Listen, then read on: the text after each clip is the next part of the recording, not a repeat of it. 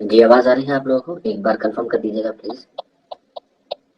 آواز اور بورڈ ایک بار کنفرم کر دیجیے گا.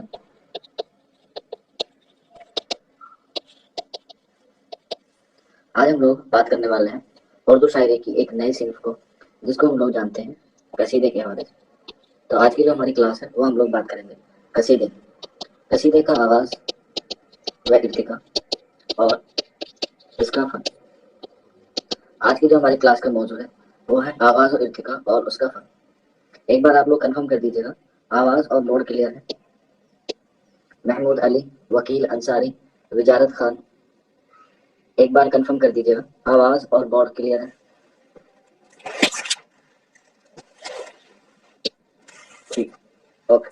چلیے آج کی جو ہماری بات ہے وہ آج ہم لوگ بات کرنے والے ہیں قصیدے سے. ٹھیک، پہلے بات کرتے ہیں قصیدہ کی تاریخ یا قصیدے کا آغاز. قصیدے کی جو تاریخ ہے یا قصیدے کا جو آغاز ہے وہ شروع ہوتا ہے عرب سے. اور عرب میں کہاں؟ عرب میں قبیلے سے. وہاں پر بہت سارے قبیلے ہوتے تھے اور انہیں قبیلوں کے کیا ہوا کرتے تھے؟ سردار ہوا کرتے تھے. اور انہی سردار کی مدح میں جو ہے وہ اشعار کہے گئے، اور انہی اشعار کو ہم لوگ کیا کہتے ہیں؟ قصیدہ کہتے ہیں. ٹھیک ہے، یعنی کہ کسی چیز کا ارادہ کرنا. کیونکہ آپ کو پتا ہوگا قصیدہ جو ہے وہ عربی زبان کا لفظ ہے. قصیدہ جو ہے وہ عربی زبان کا لفظ ہے، جس کی یا جس لفظ سے نکلا ہے اس لفظ کا مطلب ہوتا ہے کہ کسی بات کو کہنا یا کسی بات کا ارادہ کرنا یا کسی بات کو کیا کرنا؟ گھڑنا. اس لیے ہم لوگ کہتے ہیں کہ یہ قصد سے نکلا ہے. قصد سے مراد ہوتا ہے کسی بات کا عہد کرنا یا کسی بات کا قصد کرنا. اور قصد کی جمع کیا ہوتی ہے؟ قصائد ہوتی ہے. یا قصیدے کی جو جمع ہوتی ہے وہ ہوتی ہے قصائد. اور اس کے جو معنی ہوتے ہیں وہ ہوتے ہیں مغز غلیظ کے. مغز غلیظ کے، مغز غلیظ کہہ لیں یا شتبر کہہ لیں. شا تھا با اور را. شتبر کہہ لیں یا کہہ سکتے ہیں گاڑا ہوا. گاڑا ہوا یا گڑا ہوا. یعنی کسی بات کو ارادہ کرنے کے لیے کسی چیز کا ہم نے قصد کر لیا، اس کا سبتر کر لیا، یا اسے جو ہے وہ ہم نے کیا کر دیا؟ گاڑا کر دیا. یا کسی چیز کا ہم نے کیا کر لیا؟ ارادہ کرنا یا ارادہ کر لیا. تو یہ ساری چیزیں کس کے معنی سے نکلی ہیں؟ یہ ساری کی ساری نکلی ہیں لفظ قصد سے. ٹھیک، لفظ قصد سے یہ ساری چیزیں نکلی ہیں. اور اس کا مطلب ہوتا ہے کہ کسی انسان کے بارے میں جو ہے وہ کیا کرنا؟ اس کی تعریف بیان کرنا. ٹھیک، قصیدے میں جو ہے وہ تعریف بیان کی جاتی ہے، اور تعریف بھی کسی کی جاتی ہے؟ زندے لوگوں کی. اسی لیے الطاف حسین حالی نے ایک قول ہے، ان کی تصنیف ہے جس کا نام ہے مقدمہ شعر و شاعری، جو کب لکھی گئی ہے؟ 1893 میں. اسی میں کہا ہے زندوں کی تعریف کو قصیدہ اور مردوں کی تعریف کو مرثیہ کہتے ہیں یا کہا. زندوں کی تعریف کو قصیدہ اور مردوں کی تعریف کو مرثیہ کہا ہے. کس نے کہا ہے؟ الطاف حسین حالی نے کہا. کیا ہے؟ الطاف حسین حالی نے ان کو کیا کہا ہے؟ زندوں کی تعریف کو قصیدہ اور مردوں کی تعریف کو کیا کہا ہے؟ مرثیہ کہا ہے. اب اس مرثیہ کہنے کو جو ہے وہ اس کے جو ہے قصیدے کے جو ہے وہ الگ الگ موضوع ہوتے ہیں. ٹھیک ہے، قصیدے کے جو ہے وہ الگ الگ موضوع ہوتے ہیں. تو کوئی بچہ بتا سکتا ہے موضوع کے اعتبار سے، موضوع کے اعتبار سے قصیدے کی کتنی اقسام ہیں؟ موضوع کے اعتبار سے قصیدے کی کتنی اقسام ہیں؟ محمود علی کہہ رہے ہیں 3. ٹھیک ہے، اور بتائیے موضوع کے لحاظ سے قصیدے کی کتنی اقسام ہیں یا کتنی قسمیں ہیں؟ شمع ناز بتا رہی ہیں 2. اوکے ٹھیک ہے، باقی لوگ بتائیے موضوع کے اعتبار سے قصیدے کی اقسام کتنی ہیں. تو یاد رکھنا موضوع کے لحاظ سے قصیدے کی جو اقسام ہیں وہ ہیں 4. ٹھیک، کتنی ہے؟ 4. کون کون سی؟ پہلی آتی ہے ہمارے پاس مداحیہ، دوسری آتی ہے ہمارے پاس ہجیہ، اور تیسری آتی ہے ہمارے پاس وعیزیہ، وعیزیہ، اور چوتھی آتی ہے ہمارے پاس بیانیہ. یہ موضوع کے لحاظ سے قصیدے کی کیا ہے؟ موضوع کے لحاظ سے قصیدے کی اقسام ہے. ٹھیک ہے، مداحیہ جس میں تعریف بیان کی جائے، جس میں تعریف بیان کی جائے اس قصیدے کو ہم لوگ کیا کہتے ہیں؟ مداحیہ قصیدہ کہتے ہیں. ہجیہ قصیدہ جس میں کسی کی برائی کی جائے، جس میں کسی کی برائی کی جائے. وعیزیہ جس میں کسی کو نصیحت کی جائے، وعیزیہ جس میں کسی کو نصیحت کی جائے. اور بیانیہ جس میں کوئی حالات یا کوئی کیفیت بیان کی جائے. ٹھیک، حالات یا کیفیت جو ہے وہ بیان کی جائے، اسے ہم لوگ کہتے ہیں کیا، یہ موضوع کے لحاظ سے کیا ہے، ہمارے 4 اقسام ہیں، کس کی، قصیدے کی، ٹھیک، قصیدے کی۔ اس کے بعد اگر ہم بات کریں اس کی تعریف کی یا اس کی ڈیفینیشن کی کہ قصیدے کو ہم لوگ کس نام سے یا کس تحریک سے جانتے ہیں، ٹھیک ہے، تو قصیدہ اس نظم کو کہتے ہیں، قصیدہ اس نظم کو کہتے ہیں، اس نظم کو کہتے ہیں جس میں یا جس کے پہلے شعر کے دونوں، اس نظم کو کہتے ہیں جس کے پہلے شعر کے دونوں مصرے اور باقیہ یعنی کہ باقی کے، اور بقیہ اشعار کے دوسرے مصرے ہم قافیہ و ہم ردیف ہو، اس نظم کو کہتے ہیں جس کے پہلے شعر کے دونوں مصرے اور بقیہ اشعار کے دوسرے مصرے ہم قافیہ اور ہم ردیف ہو۔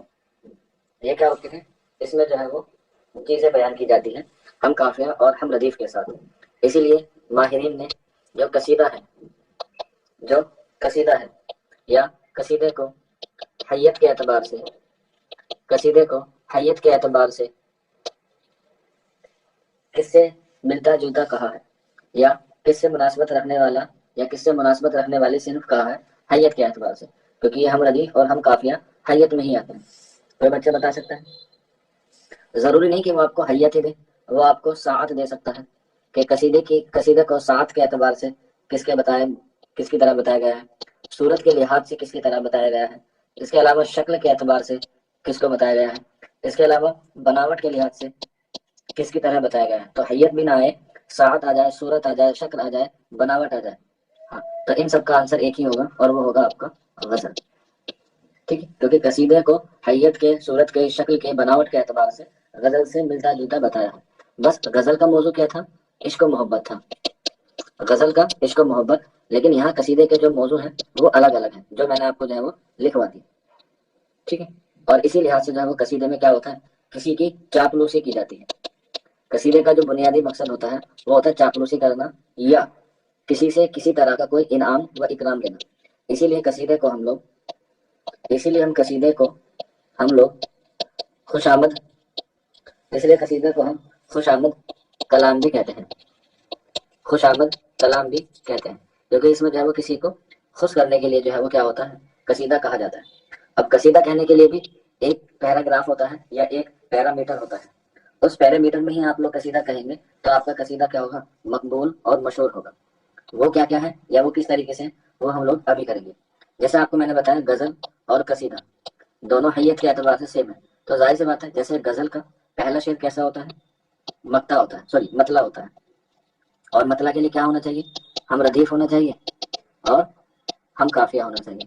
پہلا شعر غزل کا ہم ردیف اور ہم قافیہ ہونا چاہیے، ٹھیک ہے، اور اسی پہلے مطلع کو ہم لوگ قصیدے میں جب پڑھتے ہیں تو ہم لوگ کہتے ہیں اسے تشبیب، ٹھیک ہے، تشبیب کیا کہتے ہیں، تشبیب کہہ سکتے ہیں، تمہید کہہ سکتے ہیں یا نصیب کہہ سکتے ہیں، ٹھیک ہے، تینوں ہی باتیں ایک ہیں، یعنی کہ قصیدے کا جو پہلا شعر ہوگا اسے ہم ردیف کہتے ہیں، ہم ردیف اور ہم قافیہ ہوتا ہے، اسے ہم لوگ تشبیب کہتے ہیں، تمہید کہتے ہیں یا نصیب کہتے ہیں۔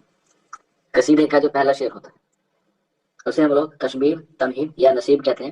اس کے علاوہ اسے ہم لوگ مطلب بھی کہتے ہیں، کیونکہ یہ غزل کی حیت سے ملتا جلتا ہے اسی طرح سے، اور اس میں ایک سے زیادہ مطلب بھی جو ہے وہ آ سکتے ہیں، جو غزل میں کہتے ہیں وہی ہم لوگ قصیدے میں بھی کہتے ہیں، ٹھیک ہے، قصیدے میں بھی ہم لوگ اسے وہی کہتے ہیں۔ جیسے ایک مطلب کے بعد دوسرا مطلب آ جائے تو اسے ہم لوگ کیا کہتے ہیں، حسن مطلب کہتے ہیں نا، حسن مطلب، یا اس سے اور زیادہ آ جائے، دو سے زیادہ مطلب آ جائے تو اسے ہم لوگ کہتے ہیں ذو مطلعین، جو ہے وہ ہم لوگ اسے کہتے ہیں۔ اس کے علاوہ ذو مطلعین کو ایک دوسرے نام سے ہم لوگ جانتے ہیں، اسے کہتے ہیں تجید مطلع، ٹھیک، اگر ذو مطلعین نہ ہے تو تجید مطلع آ جائے تو بھی آنسر کیا ہوگا، یہی ہوگا، اگر ایک سے زیادہ مطلع آ جائے، ٹھیک ہے، ذو مطلعین، ٹھیک، یا ذو متعلق،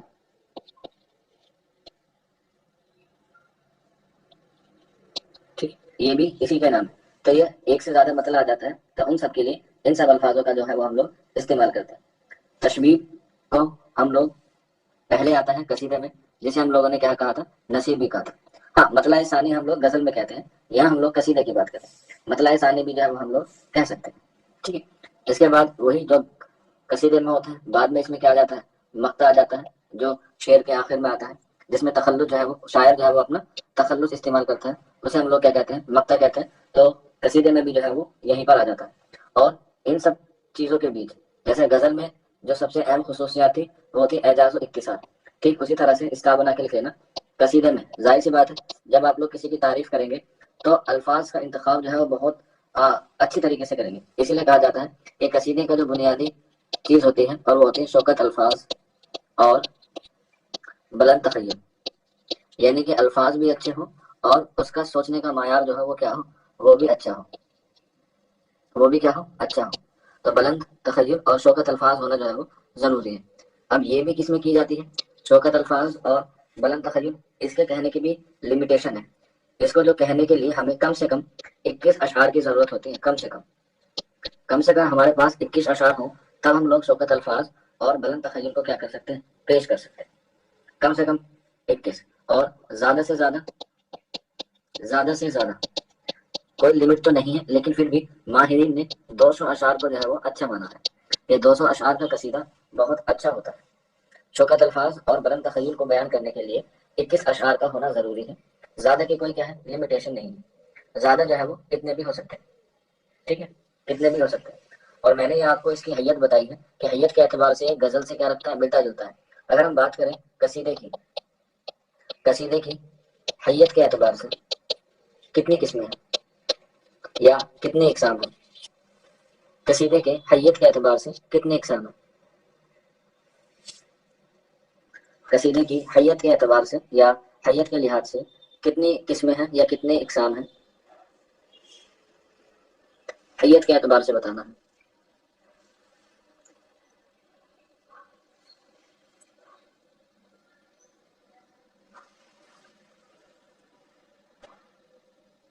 آپشن دو آپ لوگوں کو.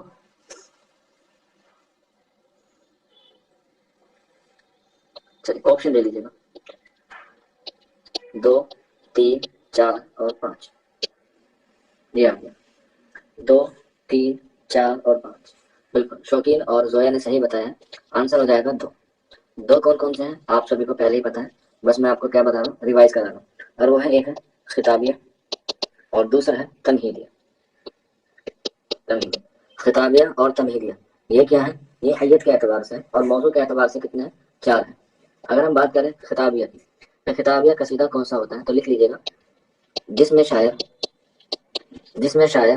تمہید باندھے جس میں شاعر تمہید باندھے بغیر تعریف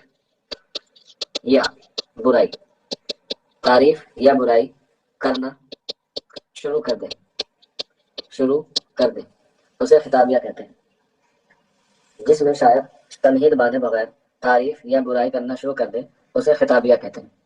اسی طرح سے تمہیدیہ، نام سے پتہ چل رہا ہے تمہیدیہ کہ جس میں شاعر مدح یا ہجو یا تعریف یا برائی بھی لکھ سکتے ہیں، جس میں شاعر مدح یا ہجو سے قبل یعنی کہ پہلے، جس میں شاعر مدح یا ہجو سے قبل تمہید کہتا ہے، تمہید باندھتا ہے، اسے ہم تمہیدیہ قصیدہ کہتے ہیں، اسے ہم تمہید کہتے ہیں. ہاں مذمت بھی کہہ سکتے ہیں، الگ الگ نام ہے اس کے. ٹھیک، تو اس میں ہوتا ہے ہمارا تمہیدیہ اور یہ ہوتا ہے ہمارا خطابیہ قصیدہ. ایک بات اور آپ لوگ نوٹ کر لیجیے گا، قصیدے میں ہی اہم چیز ہوتی ہے، ایک ہوتا ہے مدح، ایک ہوتا ہے مدح، ٹھیک ہے، ایک ہوتا ہے ممدوح اور ایک ہوتا ہے مداحی. ان کا کبھی کبھی ایگزام میں جو ہے وہ مطلب پوچھ لیتا ہے. ان سب کا تعلق جو ہے وہ کس سے ہوتا ہے، ہاں قصیدے سے ہی ہوتا ہے. اگر ہم مدح کی بات کریں تو مدح کا مطلب کیا ہوتا ہے، تعریف. مدح کا مطلب ہوتا ہے تعریف کرنا. ٹھیک ہے. تمہید باندھنا کیا، ذرا بتائیے. تمہید باندھنا یہ ہوتا ہے کہ مان کے چلیے آپ کسی کے وہاں جا رہے ہیں، کسی کی رشتے داری میں جا رہے ہیں، تو آپ کہتے ہیں کہ اس دور میں یا اس کا گھر اتنا شاندار ہے، اس کے گھر کے باہر کی جو سڑک ہے وہ بہت چوڑی ہے، اس کے باہر دروازے کے ایک پھول لگا ہوا ہے۔ یعنی کہ کسی چیز کا نقشہ کھینچنا تمہید کہلاتا ہے، کسی بھی چیز کا۔ جیسے کل آپ نے کسی کا نقشہ کھینچا ہوگا کہ تیری زلفیں اس طرح سے کالی ہیں جیسے بادل پہ چھائی کوئی کالی گھٹا، تیرے ہاتھوں کی مہندی اس طرح سے لال ہے جیسے کوئی کھلتا گلاب ہے۔ ٹھیک، اس طرح سے ہم لوگ کیا کہتے ہیں، اسے تمہید کہتے ہیں، کہ کسی چیز کو بیان کرنے سے پہلے اس کی تعریف یا اس کے بارے میں ذکر کرنا۔ اور کہا جاتا ہے کہ جس قصیدے کی تمہید جتنی اچھی ہوگی وہ قصیدہ اتنا اچھا ہوگا۔ ٹھیک ہے، یاد رکھ لینا۔ چلیے، پہلا مدح ہوتا ہے، مدح کہتے ہیں تعریف کو، اور مدح کسے کہتے ہیں؟ تعریف کرنے والے کو، تعریف کرنے والے کو، مدح تعریف کرنے والے کو، اور ممدوح جس کی تعریف کی جائے، جس کی تعریف کی جائے، تعریف جس کی تعریف کی جائے اسے کہتے ہیں ممدوح۔ ٹھیک، اس کے بعد مداحی یعنی کہ تعریف کرنے کا طریقہ یا تعریف کرنے کا فاعل، یا پھر تعریف کرنے کا فائدہ۔ تو یہ کچھ ٹرمنالوجی ہوتی ہے، کچھ یہ ورڈ ہیں جو ایگزام میں ان کے میننگ پوچھ لے جاتے ہیں، لگتے ایک سے ہی ہیں لیکن اگر ہم ان کو صحیح طریقے سے دیکھیں تو وہ جو ہے اس طرح سے آپ لوگوں کے سامنے آتے ہیں۔ مدح تعریف، مدح تعریف کرنے والا، ممدوح جس کی تعریف کی جائے، اور مداحی تعریف کرنے کا فائل۔ ٹھیک، یہاں تک کسی کو کوئی دقت ہے؟ مطلب یہاں تک ساری چیزیں سمجھ میں آ گئی آپ لوگوں کو؟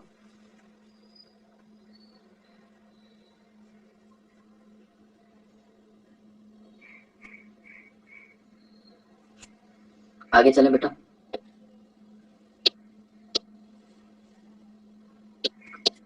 ٹھیک ہے، ویری گڈ۔ اب ہم بات کرتے ہیں، یہ حیت ہوگی تمہیدیہ اور تمہیدیہ اور خطابیہ۔ اب ان کو بیان کرنے کے لیے جیسے آپ کو کسی چھت پہ جانا ہوتا ہے تو دو طریقے ہوتے ہیں، یا تو آپ سیڑھی سے جائیے یا آپ کسی کی کود کے پھاند کے جائیے، لیکن اس کے بھی کیا ہوتے ہیں، طریقے ہوتے ہیں۔ تو خطابیہ یا تمہیدیہ کہنے کے بھی کیا ہے، طریقے ہیں۔ تو ماہرین نے ان طریقے کو جو نام دیا ہے وہ نام دیا گیا قصیدے کے اجزائے ترکیبی، قصیدے کے اجزائے ترکیبی۔ اس میں بہت بڑا کنفیوژن ہوتا ہے ترکیبی کو لے کے کہ اس میں کتنے اجزائے ترکیبی ہیں، کہیں کہیں آپ کو 5 ملتے ہیں، کہیں کہیں آپ کو 4 ملتے ہیں، لیکن ہم لوگ 4 کے ساتھ جانا جو ہے وہ پسند کریں گے کیونکہ ایگزام میں اکثر 4 ہی آپشن کو کیا گیا ہے، مانا جائے۔ اور وہ کون کون سے ہوتے ہیں؟ پہلا ہوتا ہے تشبیب، تشبیب، دوسرا ہوتا ہے گریز، تیسرا ہوتا ہے ہمارے پاس مدح، اور چوتھا ہوتا ہے ہمارے پاس دعا۔ ٹھیک ہے، چوتھا ہوتا ہے ہمارے پاس دعا۔ بعض لوگ جو ہیں دعا سے پہلے ایک ہوتا ہے حسن مطلب یا حسن مطلب، حسن مطلب، یا اسے ہم لوگ کہتے ہیں مد دعا، یہ چوتھا مانا جاتا ہے۔ لیکن اگر ہم صحیح دیکھیں 1 2 3 4 اور 5 ہوتا ہے، لیکن اس کو جو ہے وہ ضروری نہیں ہے، اسی لیے ہم لوگ اس کو ہٹا دیں یا اس کو ریموو کر دیتے ہیں تو 4 ہی بنتے ہیں، تشبیب، گریز، مدح اور دعا۔ ایک سوال آپ کا یہیں سے بن جاتا ہے کہ ان 4 اجزائے ترکیبوں میں سب سے اہم اجزائے ترکیبی قصیدے کا کون سا ہے؟ ان 4 اجزائے ترکیبی میں سب سے اہم اجزائے ترکیبی کون سا ہے؟ بالکل سب نے بتا دیا، آپشن 3 جو ہے اس کا کیا ہو جائے گا، کریکٹ آنسر ہو جائے گا مدح۔ لیکن ڈائریکٹ اس پہ نہیں جاتے ہیں، اس سے پہلے تشبیب کہنی ہوتی ہے، اس سے پہلے گریز کہنا ہوتا ہے۔ تو اس کے پہلے ہم لوگ پہلے پڑھیں گے تشبیب کو۔ کس کو؟ تشبیب کو۔ تشبیب کو قصیدے کا پہلا جز یا پہلا اجزائے ترکیبی مانا جاتا ہے۔ قصیدے کو، تشبیب کو قصیدے کا پہلا اجزائے ترکیبی یا پہلا جز مانا جاتا ہے۔ ٹھیک، تشبیب کو ہم لوگ تمہید بھی کہتے ہیں، تمہید بھی کہتے ہیں یا نصیب بھی کہتے ہیں، تمہید بھی کہتے ہیں یا نصیب بھی کہتے ہیں۔ اور تشبیب کا جو معنی نکلتا ہے وہ نکلتا ہے فرش بچھانا۔ کیا؟ فرش بچھانا۔ اب آپ اسے اندازہ لگا سکتے ہیں، تشبیب کا مطلب ہوتا ہے فرش بچھانا۔ آپ لوگوں کی کسی نے دعوت کی، آپ لوگ اس کے گھر پہ گئے، اگر کوئی پھٹی پرانی چادر پہ یا پھٹی ہوئی ٹیبل کے دسترخوان پہ یا خراب ہوئے صوفے پہ آپ کو بٹھا دے تو کیا آپ کو اچھا لگے گا؟ یہ بتائیے۔ آپ بیٹھ تو جائیں گے لیکن آپ کا دل جو ہے وہ کیا ہوگا، گواہی نہیں دے گا۔ تو اسی لیے تشبیب کا ہم لوگوں نے کیا کیا، فرش بچھانا۔ تو یعنی کہ اگر ہمارا فرش اچھا ہوگا تو ظاہر سی بات ہے آگے بھی جا کے جو ہے وہ چیزیں جو ہے وہ اچھی ہوگی۔ آپ کسی بینکٹ ہال میں یا منڈپ میں جاتے ہیں تو پہلے اس کا کیا دیکھتے ہیں، ایمبینس دیکھتے ہیں، پہلے اس کی ساز و سجاوٹ دیکھتے ہیں۔ جب آپ کے گھر پہ شادی کا کارڈ آتا ہے تو آج کل یہی دیکھتے ہیں کہ بھائی دیکھیے اس بچے کی یا اس کی شادی یا فلانے کی شادی جو ہے وہ کس منڈپ میں یا کس بینکٹ ہال میں ہو رہی ہے۔ اگر آپ کے آس پاس کا ہوا کوئی مشہور تو آپ ایک دم خوشی میں اٹھ جاتے ہیں۔ بعض لوگ تو ایسے ہوتے ہیں منڈپ کا نام سنتے ہی جو ہے وہ اس میں جانے کے لیے تیار ہو جاتے ہیں، चलो कुछ ना होगा तो कम से कम सेल्फी तो अच्छी आएगी, फोटो तो अच्छे आ जाएंगे, खाना तो बात की बात है। ठीक, तो इसीलिए तशबीह को जो क्या माना गया है, अच्छा माना गया है, और जिसकी ज्यादा तशबीह अच्छी होगी उसका शेर जो है वो क्या होगा, उतना ही अच्छा होगा, तशबीह के हवाले से। किसके हवाले से? तशबीह के हवाले से। और इसीलिए कहा गया है कि तशबीह जितनी अच्छी होगी उतना कसीदा अच्छा होगा। यहीं पर एक सवाल आप मुझे बता दीजिए कि किसने या किस शायर ने सबसे ज्यादा तशबीह पर जोर दिया है या तशबीह पर सबसे ज्यादा काम किया है। तशबीह पर सबसे ज्यादा काम किसने किया है या तशबीह को सबसे ज्यादा पसंद है? बिल्कुल, जोया सरताज ने सही आंसर दिया है, आंसर हो जाएगा गालिब। इसका मैं एक शेर आपको लिखवा रहा हूँ जिससे आपको अंदाजा हो जाए कि जो तशबीह का शेर है वो किस तरह से होता है। तो गालिब का एक कसीदा है, उसका एक तशबीह जो है वो मैं आप लोगों के सामने जो है वो क्या कर रहा हूँ, पेश कर रहा हूँ, और वो ये है, लिख लीजिएगा। हाँ मैं, हाँ मैं नू सुने, हाँ मैं नू सुने हम उसका नाम, हम उसका नाम, हाँ मैं नू सुने हम उसका नाम, जिसको तू झुक कर रहा है सलाम, जिसको तू झुक कर, जिसको तू झुक के कर रहा है सलाम, जिसको तू झुक के कर रहा है सलाम। बिल्कुल, महमूद अली ने बिल्कुल पहचान लिया कि ये बात कर रहे हैं हम लोग बहादुर शाह जफर की। हाँ मैंने सुने हम उसका नाम, जिसको तू झुक के कर रहा है सलाम। हाँ मैंने उसका नाम सुना है जिसको तू झुककर सलाम करता है। तो इसमें नाम नहीं लिया गया है बल्कि उसकी तारीफ की गई है कि वो इतनी अजमत वाला है, इतनी इज्जत वाला है कि लोग उसे क्या करते हैं, झुक के सलाम करते हैं। क्या करते हैं? झुक के सलाम करते हैं। तो ये क्या हो गई, ये हो गया हमारा तशबीब का शेर। और यहाँ पे स्टार बना के लिख लेना, ठीक है, कि तशबीब के अशार, तशबीब के अशार, तशबीब के अशार मधा से, मधा से ज्यादा नहीं होने चाहिए, ज्यादा नहीं होने चाहिए, यानी कि मधा के अशार ज्यादा होने चाहिए तमहीद इसमें कसीदे में।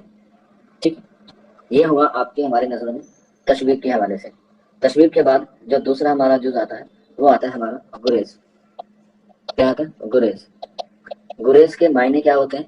गुरेज के मायने होते हैं भागना के। गुरेज के मायने होते हैं भागना के। भागना कैसे होता है? तशबीब से हमें कहाँ भागना होता है? सीधा मधा पे। तो बीच में जो चीज आती है वो आती है हमारी गुरेज। ठीक है, इसीलिए गुरेज को हम लोग क्या कहते हैं? तशबीब और मधा को जोड़ने वाली कड़ी कहते हैं। कड़ी कह सकते हैं या पुल कह सकते हैं। तशबीब से मधा को जोड़ने वाली चीज गुरेज होती है, जिसे हम लोग कड़ी या पुल कहते हैं। या इसके अगर और थोड़े से मायनों में जाएं तो हम लोग इसे कहते हैं दो बैलों, दो बैलों को एक, दो बैलों को एक जुए में जोतना, एक जुए में जोतना। मीन्स आपने देखा होगा बैल के ऊपर जो है वो हल रखा रहता है। तो जब दो बैल होते हैं वो उसे क्या करते हैं? एक दूसरे से कनेक्ट करके रखते हैं, एक दूसरे से जोड़ के रखते हैं, और तभी जो है वो क्या होती है? खेत की बुआई होती है या खेत में जुताई की जाती है। तो इसके जो है वो गुरेज की ये भी मायने हैं, पुल भी कहते हैं, कड़ी भी कहते हैं, और दो बैलों को एक जुए में जोतना भी जो है वो कहते हैं।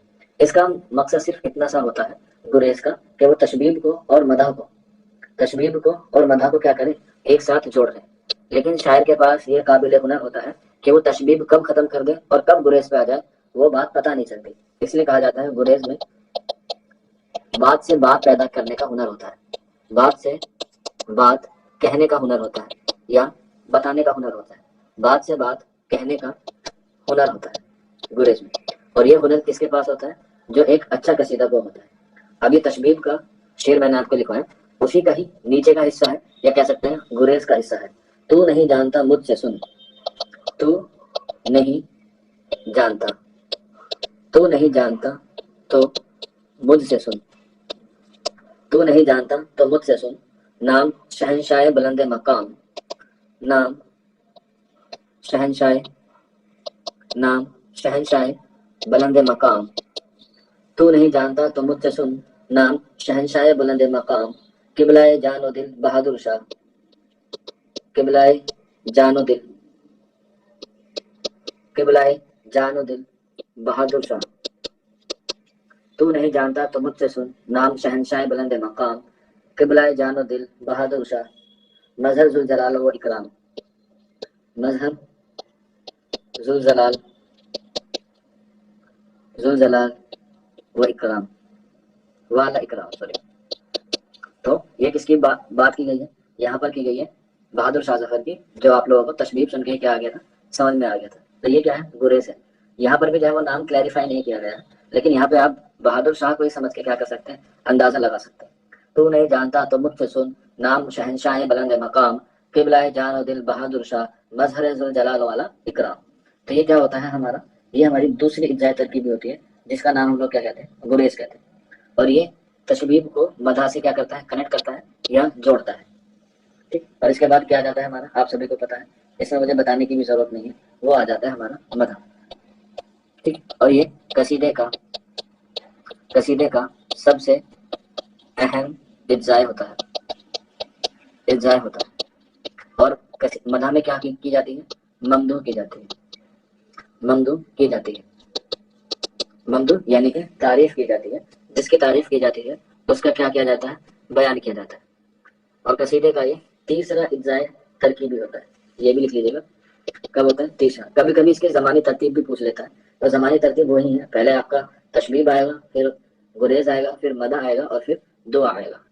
ठीक, ये वाली बात। अब मदा को हम लोग कैसे पहचानेंगे, वो आपको जो है वो खुद ही पता चल जाएगा। सबसे इजी होता है तारीफ करना। बताइए, मुश्किल है कोई तारीफ करना, बहुत ईजी है। दुनिया में सबसे काम है, जो आसान काम है वो है तारीफ करना। किसी को भी कह दो जस्ट लुकिंग लाइक अ वाव, वो एकदम से क्या हो जाएगा, खुश हो जाएगा। या फिर आप दूसरी नजरिए से देख के कह दो आज तो बिल्कुल एकदम हैंडसम लग रहे हो, भले ही वो लग रहा हो हेडफोन, नहीं तो सन्नी देओल साहब उसे आके उखाड़ लेंगे। तो तारीफ करना है वो कोई बड़ा काम नहीं है, बस वहां पर आपको ये देखना है कि आप किसकी तारीफ कर रहे हैं। और इसीलिए तारीफ करने के लिए आपके पास अच्छे अल्फाज होने चाहिए, और एक ख्याल जो है वो बुलंद होना चाहिए। उसी में आप लोग क्या कहते हैं, मदा कहते हैं। और मदद हम लोग किस तरीके से कर सकते हैं, इस तरीके से कर सकते हैं, एक आप लोग जो है वो लिख लीजिएगा, सह सवार तरीका है इंसाफ, सह सवार तरीका है, सह सवार तरीका है इंसाफ, सह सवार तरीका है इंसाफ, नो बहार हदीका है इस्लाम, नो बहार हदीका है, नो बहार हदीका है इस्लाम, सह सवार तरीका है इंसाफ, नो बहार हदीका है इस्लाम, जिसका हर फेल सूरत एजाज, जिसका हर फेल, जिसका हर फेल सूरत एजाज, जिसका हर फेल सूरत एजाज, जिसका हर कौल मायने इल्हाम, जिसका हर कौल, जिसका हर कौल मायने इल्हाम। ठीक, ये क्या है, मदा है, ये तारीफ की गई है। हम लोग पहले जान चुके हैं कि यह गालिब का कसीदा है, और किसकी मदा में है, तो बहादुर शाह जफर की। शहसवार तरीका इंसाफ, नौ बहार हदीका इस्लाम, जिसका हर फेल सूरत एजाज, जिसका हर कौल मायने इल्हाम। ठीक है, तो ये होता है हमारा मदा का अशार या मदा का शेर। ठीक, इसके बाद आता है नेक्स्ट और लास्ट, दुआ। ठीक है, मत दुआ नहीं पढ़ रहे हैं क्योंकि उसकी जरूरत नहीं होती।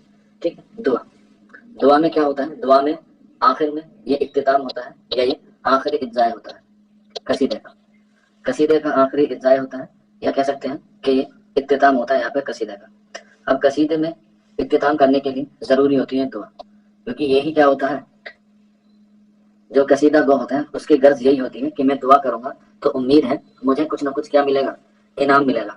अगर इससे पहले में हम बात करें मद्दुआ में, तो मद्दुआ में वो अपने आप के लिए क्या करता है, अपनी जरूरत का उसमें जो है वो बयान करता है कि मुझे जो है इस चीज की जरूरत है।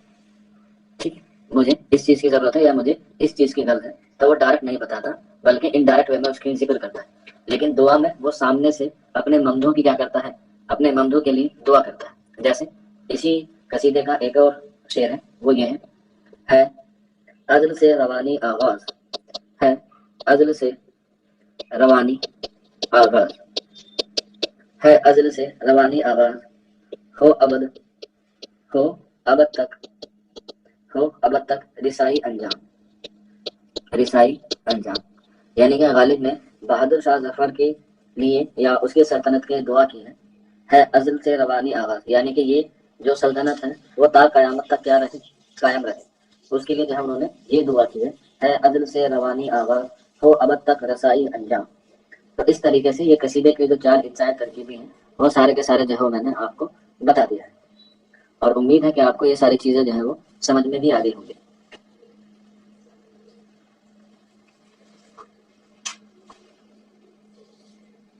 ठीक है, यहाँ तक किसी को कोई दिक्कत है?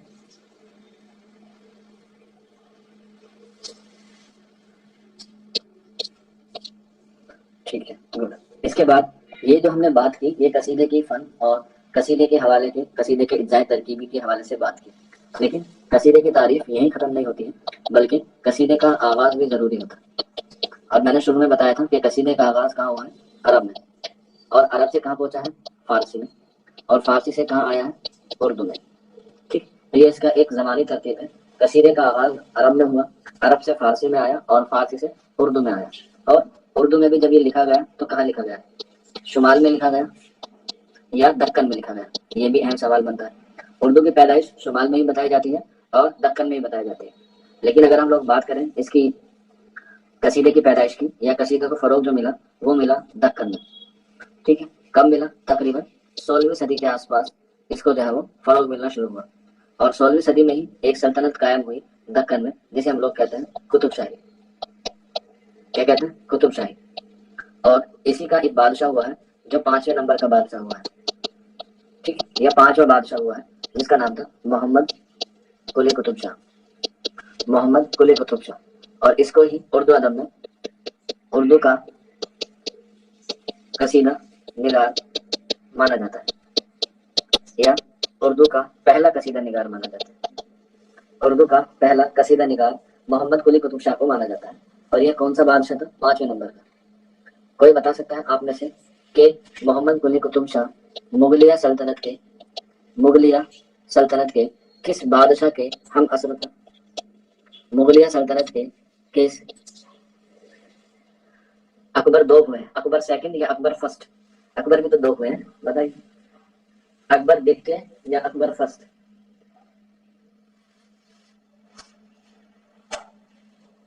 ہاں بالکل، دھیان رکھنا، ویری گڈ۔ کون ہے؟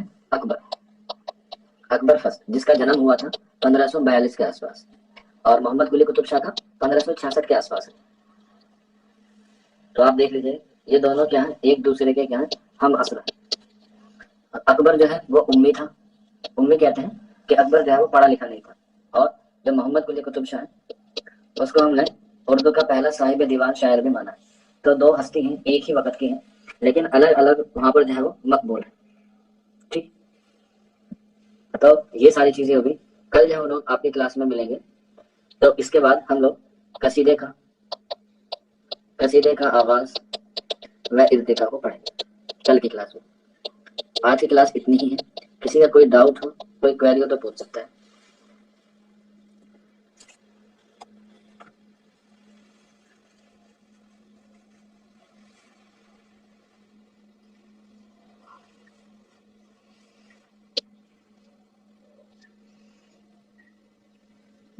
ہاں بیٹا، جلال الدین اکبر ہی فرسٹ ہے، جلال الدین محمد اکبر، اور ان کا اصل نام کیا ہے؟ جلال الدین محمد اکبر کا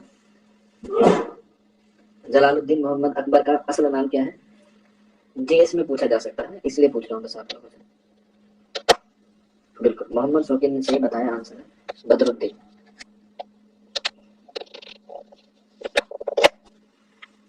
آج کی کلاس اتنی ہی، کل آپ لوگوں سے ملاقات کریں۔